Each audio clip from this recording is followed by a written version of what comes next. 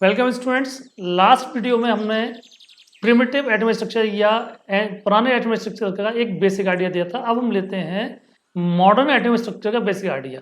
तो यहाँ पर इंपॉर्टेंट बेसिक कंसेप्ट लिए आएंगे, जहाँ हमने हेडिंग लिखी हुई है some basic concepts of atomic structure, जिसमें हम मॉडर्न वर्ड जो लिखा है इसका मतलब मॉडर्न एटॉमिक स्ट्रक्चर की बात कर रहे हैं। अब तक हमने बोर मॉडल की बात की थी, तो बोर मॉडल की सक्सेस और ड्रॉबैक्स दोनों पढ़िएगा, तब ये समझ में आएगा कि हम मॉडर्न एटॉमिक स्ट्रक्चर पर किस तरह से पहुंच रहे हैं। तो बोर के मॉडल का बोर और रदरफोर्ड के मॉडल का सबसे बड़ा कंसेप्ट ये था कि उनका ये था कि हम इलेक्ट्रॉन को देख सकते हैं, न्यूक्लियस है, इसके चारों इलेक्ट्रॉन घूम रहे हैं। उन्होंने इलेक्ट्रॉन की ट्रेजेक्ट्री यानी कि पाथ या ऑर्बिट ड्रॉ कर लिया। इसका मतलब वो इलेक्ट्रॉन को विजुलाइज कर पा रहे थे। और मॉडर्न एटॉमिक स्ट्रक्चर में यही चीज नेगेटिव जाती है, वो कहते हैं इलेक्ट्रॉन कांट बी सीन। हम इलेक्ट्रॉन का एक प्रोबेबल आइडिया लगा सकते हैं, एग्जिट आइडिया नहीं लगा सकते। Therefore we can't draw the trajectory of electrons motion. तो इस तरीके से ये बहुत बड़ा चेंज आएगा यहाँ पर। लेकिन देखते हैं डेवलपमेंट किस तरीके से होता है। तो हम एक एक करके चलते हैं। सबसे पहले आता है इसके अंदर dual nature of radiation. Heading हमारी है development of modern atomic structure, और उसमें सबसे पहले ये हेडिंग आएगी, सब हेडिंग हमारे dual nature of radiation. Dual nature of radiation का सबसे देखिए ईमानदारी की बात यह है कि न्यूटन ने बहुत पहले कार्पस क्लाउड थ्योरी दे दी थी, यानी कि पार्टिकल कैरेक्टर न्यूटन बहुत पहले से मान रहा था। लेकिन वेव नेचर इतना सफल हुआ था कि न्यूटन जो है कुछ नए फिनोमेना ऐसे आए थे जो कि केवल वेव थ्योरी से जुड़े हुए थे, जैसे कि इंटरफेरेंस और डिफ्रैक्शन जैसे कंसेप्ट। तो ये न्यूटन कार्पस थ्योरी एक्सप्लोर नहीं कर पा रही थी, तो यहाँ पर वेव थ्योरी प्रपोज की गई भाई हाइजन, और इसको एक्सटेंड किया बाद में मैक्सवेल ने। यानी हाइजन ने डिफ्रैक्शन, इंटरफियरेंस, रिफ्लेक्शन सबको एक्सप्लेन किया वेव थ्योरी के थ्रू। लेकिन उसी से हमें पता चलता है 1850 के आसपास में कि इलेक्ट्रोमैग्नेटिक करैक्टर भी associated with the light waves. तो फिर यहाँ पर इलेक्ट्रोमैग्नेटिक वेव थ्योरी आती है जो मैक्सवेल ने कहा। मैक्सवेल ने हाइजन की सारी बातों को माना, बस उसके अंदर ये चीज़ ऐड कर दिया कि लाइट वेव्स और जितनी भी हमारी यहाँ पर वेव्स कहलाती हैं, हम लोग स्पेक्ट्रम बात करते हैं कॉस्मिक रेज से यहाँ तक रेडियो वेव्स तक, these are all electromagnetic rays, उसकी नेचर के हिसाब से। क्योंकि इसके अंदर इलेक्ट्रिक फील्ड भी जुड़ा हुआ है, मैग्नेटिक फील्ड भी, जो एक दूसरे के परपेंडिकुलर ऑसिलेट कर रहे हैं, और as well as to the direction of propagation of light के भी परपेंडिकुलर ऑसिलेट कर रहे हैं। लेकिन ये थ्योरी जो है 1852 से लेकर 1901 तक काफ़ी चली, लेकिन उसी समय कुछ नए फिनोमेना इमर्ज हुए, जैसे कि ब्लैक बॉडी रेडिएशन। तो इसके ड्रॉबैक्स में आए। ब्लैक बॉडी रेडिएशन हुआ। ब्लैक बॉडी रेडिएशन का मतलब है जब एक परफेक्ट ब्लैक बॉडी को हम स्ट्रांगली हीट करते हैं तो उसका कलर हो जाता है इनिशियली रेड। जब और हीट करते आते हैं तो कलर उसका ऑरेंज में चेंज होता है, ऑरेंज से येलो में चेंज होता है, येलो से व्हाइट, व्हाइट से ब्लू। अब ये बात पुरानी थ्योरी के बेसिस पर एक्सप्लेन नहीं हो पा रही, वो समझ नहीं पा रहे थे क्या लॉजिक है इसका। इसी समय दूसरी घटना आती है फोटो इलेक्ट्रिक इफेक्ट, जिसको बाद में आइंस्टीन ने एक्सप्लेन किया। ये भी नहीं समझा पा रहे थे। और फोटो इलेक्ट्रिक आप जानते हैं कि सीएच में जैसी ऐसी मेटल शो करती है जिनकी आयनेशन एनर्जी काफ़ी कम होती है, यानी पर्टिकुलर सूटेबल थ्रेशोल्ड फ्रीक्वेंसी जिसे कहते हैं। पर्टिकुलर सूटेबल फ्रीक्वेंसी की, मिनिमम फ्रीक्वेंसी की लाइट जब स्ट्राइक की जाती है ऑन सम मेटल सरफेस, तो वहां पर करंट का फ्लो स्टार्ट हो जाता है, यानी इलेक्ट्रॉन्स इजेक्ट होने शुरू हो जाते हैं फ्रॉम द सरफेस एटम्स। इसका मतलब सरफेस को छोड़कर नहीं जाते, सरफेस में मूव करना शुरू कर देते हैं। कॉम्पटन इफेक्ट की बात करते हैं तो जब monochromatic X rays are stricken on lighter elements crystal just like carbon, there is increase in the wavelength, यानी क्रिस्टल से निकलने के बाद में जब लाइट वेव पास होगी तो उसकी फ्रीक्वेंसी घट जाती है, एनर्जी घट जाती है और वेवलेंथ बढ़ जाती है। इस इंक्रीज वेवलेंथ डेल्टा लैम्डा को नाम दिया गया कॉम्पटन शिफ्ट। इसके लिए फॉर्मूला है 2h/mc sine square theta by 2, जहां पर थीटा है angle between incident X ray and scattered X ray, mass m है मास ऑफ इलेक्ट्रॉन, जिससे कि एक्सरे स्ट्राइक करने के बाद में अपने पाथ को डेविएट करती है। ये वेव करेक्टर के ड्रॉबैक्स थे। तो अब जरूरत पड़ी हमें वेव करेक्टर इन चीज़ों को एक्सप्लेन नहीं कर पा रहा था, तो now we move to particle character. अब पार्टिकल करेक्टर की बात स्टार्ट होनी शुरू हो गई 1901 से। 1901, हालांकि न्यूटन में बहुत पहले कार्पस्कुलर थ्योरी दी थी, मैंने आपको बताया था, लेकिन 1901 में मैक्स प्लैंक ने क्वांटम थ्योरी प्रपोज की, जो कि एक माइलस्टोन साबित हुई एटॉमिक स्ट्रक्चर के अंदर। क्लासिकल, अब इसमें एक चेंज देखते हैं। प्लैंक क्वांटम थ्योरी ने क्या कहा था, मैक्स प्लैंक क्वांटम थ्योरी ने कहा था बेसिकली लाइट वेव्स का है या कोई भी इलेक्ट्रोमैग्नेटिक रेडिएशंस हैं, they are made up of energy particles और एनर्जी पैकेट्स, जिसको भी नाम दिया था क्वांटा। हालांकि आइंस्टीन ने बाद में इनको फोटोन नाम से प्रपोज किया कि जो विजिबल लाइट के अंदर क्वांटा है उनको नाम दिया उन्होंने फोटॉन्स। तो बेसिकली क्वांटम एनर्जी पैकेट है जिनको बुक्स में अक्सर पिक्चराइज कैसे जाता है दिखाता हूँ मैं आपको। ये पैकेट दिखाया गया और ये एनर्जी दिखा दी इसके अंदर, तो नाम दिया गया इनको क्वांटा, या आज की तारीख में कह सकते हैं विजिबल लाइट के लिए फोटॉन्स।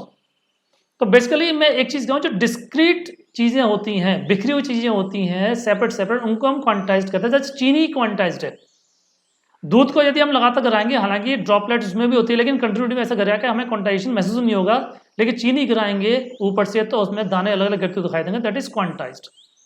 तो मैक्स प्लैंक क्वांटम थ्योरी यही कहती है। अब यहाँ पे एक बेसिक डिफरेंस दोनों थ्योरीज में आता है।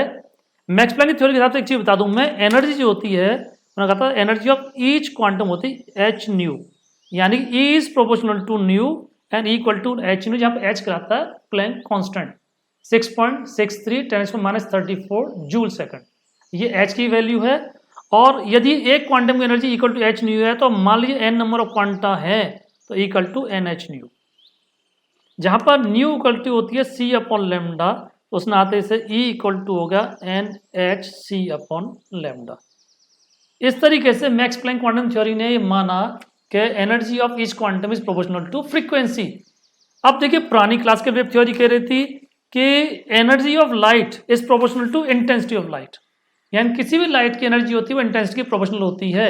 इसके बेसिस पर वो उनका मानना यह था कि यदि ब्लैक बॉडी रेडिएशन में रेड कलर इनिशियली पैदा हो रहा है गर्म करने पर, तो वो लास्ट तक रेड ही रहेगा और केवल उसकी इंटेंसिटी बढ़ती चली जाएगी, क्योंकि एनर्जी बढ़ाने पर इंटेंसिटी बढ़ जाती है। देखिए, हकीकत ये है कि कलर तो चेंज हो रहा है। तो फिर यहाँ पर मैक्सिमम क्वांटम थ्योरी इसको एक्सप्लेन करती है। उनका मानना यह था कि energy is proportional to nu. अब न्यू चेंज होगी, फ्रीक्वेंसी चेंज होगी तो एनर्जी चेंज होगी, और न्यू चेंज होगी तो डेफिनेटली वेवलेंथ चेंज होगी। तो इस तरीके से हम एक्सप्लेन कर सकते हैं कि कलर चेंज क्यों हो रहा है। इस तरीके से मैक्स प्लैंक ने इस ब्लैक बॉडी रेडिएशन के ड्रॉबैक्स को दूर किया। फोटो इलेक्ट्रिक इफेक्ट को एक्सप्लेन किया था आइंस्टीन ने, और आइंस्टीन का कहना यह था कि यदि हम किसी भी मेटल के सरफेस पर एच न्यू फ्रीक्वेंसी की लाइट स्ट्राइक करते हैं, तो वहां पर लाइट को हम दो पार्ट में डिवाइड कर सकते हैं, एच न्यू नॉट और हाफ एम वी स्क्वायर। ये बेसिकली काइनेटिक एनर्जी इलेक्ट्रॉन को मिलेगी, और ये न्यू नॉट थ्रेशोल्ड फ्रीक्वेंसी कहलाती है, और एच न्यू नॉट कहलाएगी थ्रेशोल्ड एनर्जी। तो हम कह सकते हैं E equal to E T, E T means threshold energy और प्लस काइनेटिक एनर्जी। इसके थ्रू इसको एक्सप्लेन करता है, और जरा थ्रू अपनी किताब के थ्रू इसको जाइएगा प्लीज, और इसको सीरियसली पढ़ लीजिए प्लैंक क्वांटम थ्योरी के साथ साथ इन ब्लैक बॉडी रेडिएशन और फोटो इलेक्ट्रिक इफेक्ट। मैं तो एक ब्रीफ आइडिया दे रहा हूं जिससे कि इनऑर्गेनिक समझ में हमें हेल्प मिले। चलिए, अब इसके बाद में बात करते हैं ड्यूअल नेचर ऑफ रेडिएशन से dual nature of matter concept आता है। ड्यूअल नेचर ऑफ मैटर का कंसेप्ट है, मतलब यहाँ पर डी ब्रॉगली जैसे नाम के साइंटिस्ट हैं, इन्होंने सोचा कि जब रेडिएशन में ड्यूअल नेचर हो सकता है, तो हो सकता है कि मैटर के अंदर भी हो, और इस तरीके से उन्होंने dual nature of matter concept लिया और उन्होंने अपनी थ्योरी को प्रूव किया experimentally.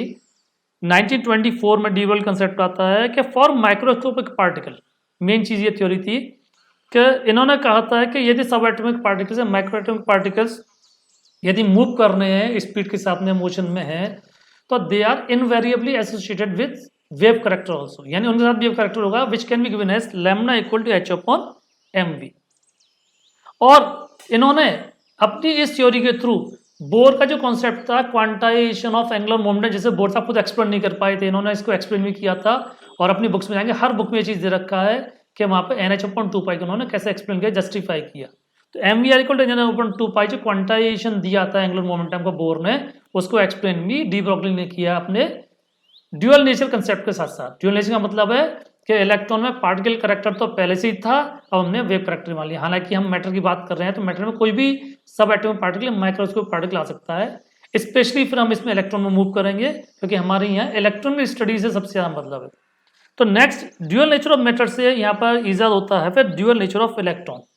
Dual nature of electron बात करते हैं, पहले यहाँ पे आएगा पार्टिकल करेक्टर, तो definite mass, definite size, definite momentum, charge, energy and scintillation point. Scintillation point का मतलब क्या है, जब भी हाई काइनेटिक एनर्जी वाला पार्टिकल किसी फ्लोरेसेंट स्क्रीन पर स्ट्राइक करेगा, तो वहां पर स्ट्राइक करते ही एक छोटा सा शाइनिंग पॉइंट डेवलप करेगा, उस शाइनिंग पॉइंट को सेंट्रेलेशन पॉइंट कहते हैं। तो इस तरीके से हमने क्या नाम है यहाँ पर ड्यूअल नेचर ऑफ इलेक्ट्रॉन में पार्टिकल करेक्टर की बात की थी। Now we talk about wave character. Wave nature में इसको सबसे पहले सहज तो डी ब्रॉगली नहीं कहा था, डी ब्रोगली ने सजेस्ट किया था। इसके साथ साथ यहाँ पर डेविसन और जर्मर का एक्सपेरिमेंट भी आता है। डेविसन और जर्मर के एक्सपेरिमेंट में डायग्राम को आप समझना चाहें तो समझ लीजिएगा देख करके।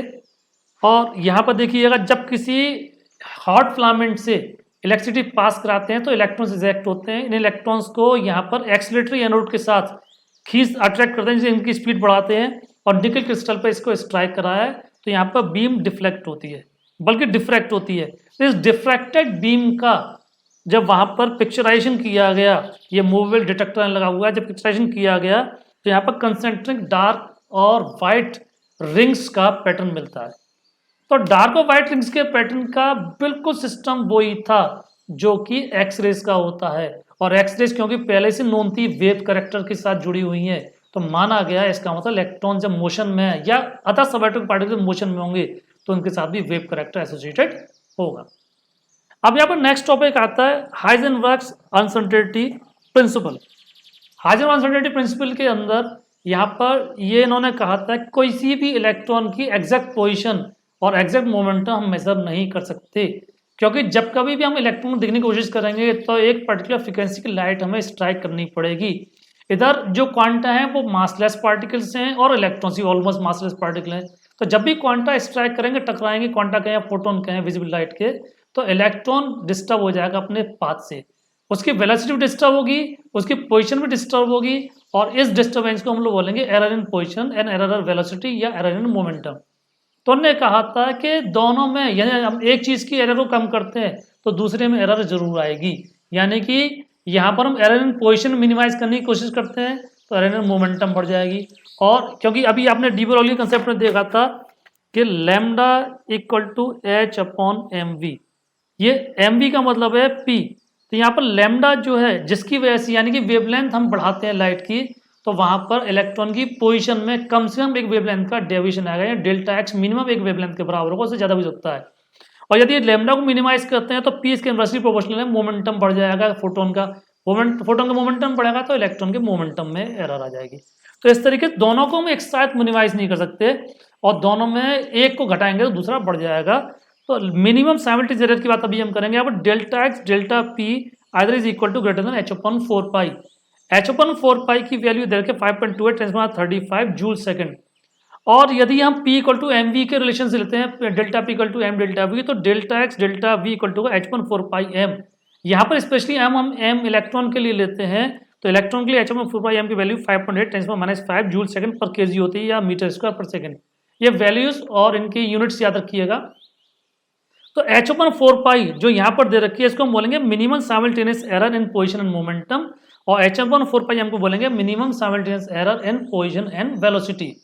तो इस तरीके से एक चीज समझ में आई कि इलेक्ट्रॉन को एग्जैक्टली उसकी पोजीशन और वेलोसिटी को हम मेजर नहीं कर सकते, हम यहाँ पर उसकी ट्रेजेक्टरी को फॉलो परफेक्टली कर ही नहीं सकते, जो बोर साहब के मॉडल की सबसे बड़ी मिस्टेक थी। हम केवल एक प्रोबेबल आइडिया दे सकते हैं about the motion of electron. तो यहाँ पर हमने एक बेसिक आइडिया दिया एटॉमिक स्ट्रक्चर का, जो डेवलपमेंट होता है मॉडल का। अब नया मॉडल जो जन्म लेगा उसके बारे में हम नेक्स्ट वीडियो में बात करेंगे, नए मॉडल में क्या क्या चीजें हैं। Thank you very much.